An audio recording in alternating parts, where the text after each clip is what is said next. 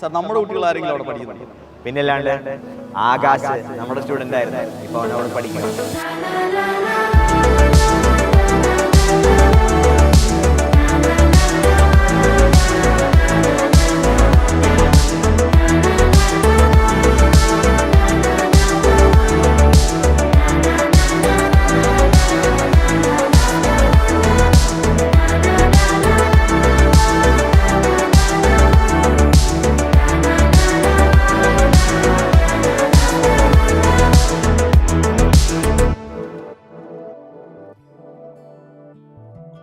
Class ഉണ്ടായിരുന്നാ?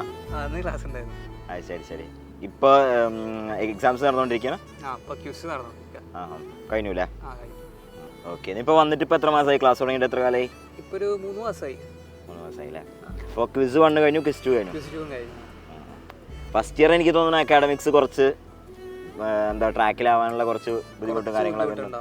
അതെനിക്കും അങ്ങനെ തന്നെയായിരുന്നു. അതായത് ഞാൻ പഠിക്കുന്ന സമയത്ത് ഫസ്റ്റ് ഇയർ ഭയങ്കര ടഫ് പോലെ തോന്നും. കാരണം നമ്മളൊരു സാധാരണ ഒരു ബാക്ക്ഗ്രൗണ്ടിൽ നിന്ന് വന്നിട്ട് ഇവിടെ വരുന്ന പല ആളുകളും നീ മനസ്സിലാക്കില്ലേ, ഭയങ്കര റിഗറസ് കോച്ചിങ്ങും അല്ലെങ്കിൽ വലിയ സിറ്റിയിൽ നിന്നൊക്കെ വരുന്ന ആളുകളായിരിക്കും. അത് ഒബ്സർവ് ചെയ്തില്ലേ? മജോറിറ്റി ആളുകളും ആന്ധ്ര തെലങ്കാന തെലുങ്ക് സ്പീക്കിംഗ് ആളുകളാണ് മജോറിറ്റി ആളുകളും. അവർ അത്രമാത്രം റിഗറസ് കോച്ചിങ്, ചെറിയ ക്ലാസ്സിൽ തന്നെ കോച്ചിങ് കഴിഞ്ഞ് വരുന്ന ആളുകളാണ്. എനിക്ക് തോന്നുന്നു കേരളത്തിൽ നിന്നുള്ള ആളുകൾ മാത്രമായിരിക്കും ഈ റിപ്പീറ്റ് പ്രോഗ്രാം. മലയാളീസ് കുറച്ച് കുറവാണ്. അതെ, ഞാൻ പഠിക്കുന്ന സമയത്തും കുറവ് തന്നെയാണ്. അന്ന് പക്ഷേ എനിക്ക് തോന്നുന്നു ഒരു 4,000-5,000 സീറ്റേ ഉള്ളൂ. ഇന്നിപ്പോൾ 17,000 സീറ്റ് ഉണ്ടല്ലോ മൊത്തം IIT-യിൽ. അതിനനുസരിച്ച് പ്രപ്പോർഷണലി മാത്രമേ കൂടിയിട്ടുള്ളൂ, അല്ലാണ്ട് ഒരുപാട് എണ്ണമൊന്നും കൂടിയിട്ടൊന്നുമില്ല മലയാളികളുടെ എണ്ണം. നമ്മൾ റിസൾട്ടൊക്കെ വന്ന സമയത്ത് ഞാൻ പറഞ്ഞില്ലേ എവിടെ ജോയിൻ ചെയ്യണമെന്ന് പറഞ്ഞപ്പോൾ ഞാൻ സജസ്റ്റ് ചെയ്ത് IIT മദ്രാസ് ആണല്ലോ. ഞാൻ അവസാനം വേറെ ഓപ്ഷൻസ് ഉണ്ടായിട്ട് IIT മദ്രാസ് തന്നെ ചൂസ് ചെയ്തു. ഇപ്പം നിനക്ക് എന്ത് തോന്നുന്നു? IIT മദ്രാസ് വന്നു, ക്യാമ്പസ് ഒക്കെ കണ്ടപ്പോൾ, അതായത് വേറെ ഓപ്ഷൻസ് ഒക്കെ കമ്പയർ ചെയ്യുമ്പോൾ ഇപ്പം എന്ത് തോന്നുന്നു? ഞാൻ ഹാപ്പി ആയിട്ട് തന്നെ ഇരിക്കുന്നു. മലയാളീസ് അത്യാവശ്യമുള്ള സൗത്ത് ഇന്ത്യയുടെ ഫുഡൊക്കെ ഓക്കെ, ഫുഡെല്ലാം കുഴപ്പമില്ല. എല്ലാ വെറൈറ്റി ഓഫ് സാധനങ്ങളും ഇവിടെ കിട്ടുന്നുണ്ട് അല്ലേ? എല്ലാ ടൈപ്പ് ഫുഡും, Arabian, Chinese, Malayali, north Indian എല്ലാ സാധനങ്ങളും കിട്ടും. അതുപോലെ തന്നെ എനിക്ക് തോന്നുന്നു ഏറ്റവും കൂടുതൽ ഈ മലയാളികൾ പഠിക്കുന്ന ക്യാമ്പസും IIT മദ്രാസ് ക്യാമ്പസാണ്. വീട്ടിലേക്ക് എളുപ്പത്തിൽ എത്തിച്ചേരാം, അങ്ങനെ ഒരുപാട് കാര്യമുണ്ട്. മാത്രമല്ല നമ്പർ 1 റാങ്കിങ്, ഗവൺമെൻറ് റാങ്കിങ് പ്രകാരം നമ്പർ 1 തന്നെയാണല്ലോ. പിന്നെ മെക്ക് എന്ന് പറഞ്ഞാൽ ടോപ്പ് 3 ബ്രാഞ്ചുകളിലൊന്നാണ് മെക്കാനിക്കൽ ബ്രാഞ്ച്. അത് തന്നെ നിനക്ക് കിട്ടുകയും ചെയ്തു. എനിക്ക് തോന്നുന്നു നീ ട്രൈ ചെയ്താൽ വേറെ IIT-കൾ, ലോവർ IIT-കളിൽ ഹയർ ബ്രാഞ്ചിന് ശ്രമിക്കാമായിരുന്നു. പക്ഷെ അത് നോക്കാൻ നീ IIT മദ്രാസിലേക്ക് തന്നെ. അത് സംഭവം ശരിക്കും നമ്മൾ ചെയ്യേണ്ടത് എന്താ വെച്ചാൽ ക്യാമ്പസാണ് കോഴ്സിനേക്കാൾ ഉപരി നമ്മൾ എന്ത് ചെയ്യേണ്ടത്, ഒരു പ്രാധാന്യം കൊടുക്കേണ്ട ഒരു സാധനം. ഈ ക്യാമ്പസ് എന്ന് പറഞ്ഞാൽ അത്രയും ഹ്യൂജ് ക്യാമ്പസ്, ഇത്രയും ജനങ്ങളുണ്ട്. ഇവിടെ നമുക്ക് കിട്ടുന്ന ആ എക്സ്പോഷർ കാര്യങ്ങളൊക്കെ ഉണ്ടല്ലോ. ഇവിടെ എന്താ വെച്ചാൽ ഇത് ഇസ് എ ഹാപ്പനിങ് പ്ലേസ് അല്ലേ?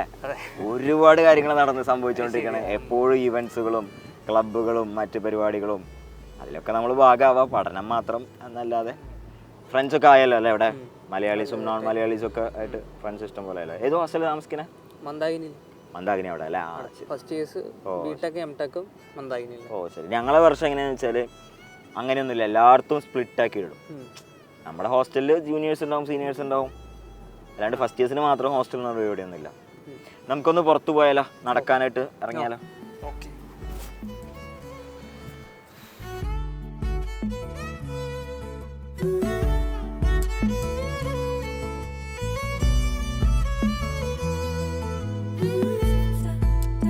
ഈ ഗുരുനാഥ് ഭാഗല്ലേ, ഇതിപ്പോ നീ വരുമ്പോഴൊക്കെ പൊളിച്ചെടുക്കായിരുന്നു?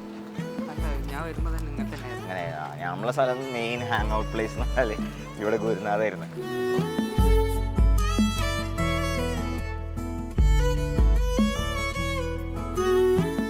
എടാ നീ ഇവിടെ വന്നിട്ട് ഇപ്പോൾ ഒരു 3 മാസമായല്ലോ. അപ്പോൾ ക്യാമ്പസ് കണ്ടു, ഇവിടുത്തെ ഫെസിലിറ്റീസ് കാര്യങ്ങളൊക്കെ കണ്ടു. ഇതൊരു സാധാരണ കോളേജല്ല. എന്ന് വെച്ചാൽ ഇന്ത്യ മഹാരാജ്യത്ത് കിട്ടാവുന്ന ഏറ്റവും ബെസ്റ്റ് ഫെസിലിറ്റിയാണ് ഇവിടെ ഉള്ളത്. അപ്പോൾ ഇത് നിങ്ങൾക്കറിയാം, ആകെ ഒരു ലിമിറ്റഡ് നമ്പർ ഓഫ് ആളുകൾക്ക് കിട്ടുന്നുള്ളൂ. പുറത്ത് ആയിരക്കണക്കിന്, 10,000-കണക്കിന്, ലക്ഷക്കണക്കിന് ആളുകൾ വെയിറ്റ് ചെയ്യാം.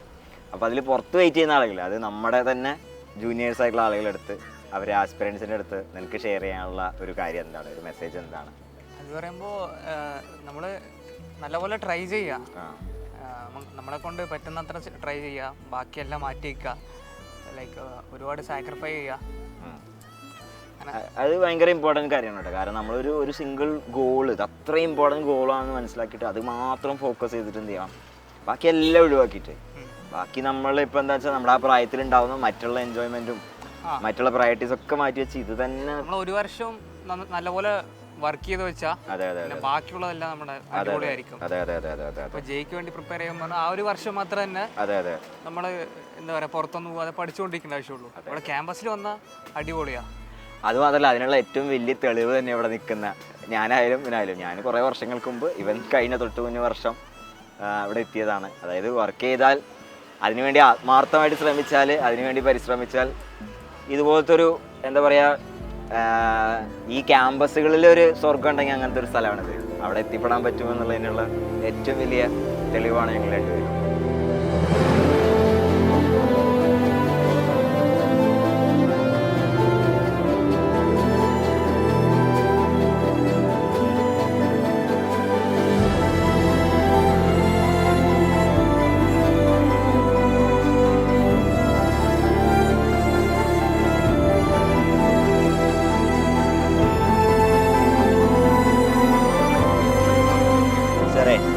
IIT എൻ്റെ വലിയൊരു സ്വപ്നമായിരുന്നു. ആത്മവിശ്വാസത്തോടുകൂടി ഞാനത് കീഴടക്കി. ഇതാ ഇപ്പോൾ നമ്മുടെ പയ്യൻ ആകാശം. മക്കളെ, ഇനി നിങ്ങളുടെ അവസരമാണ്.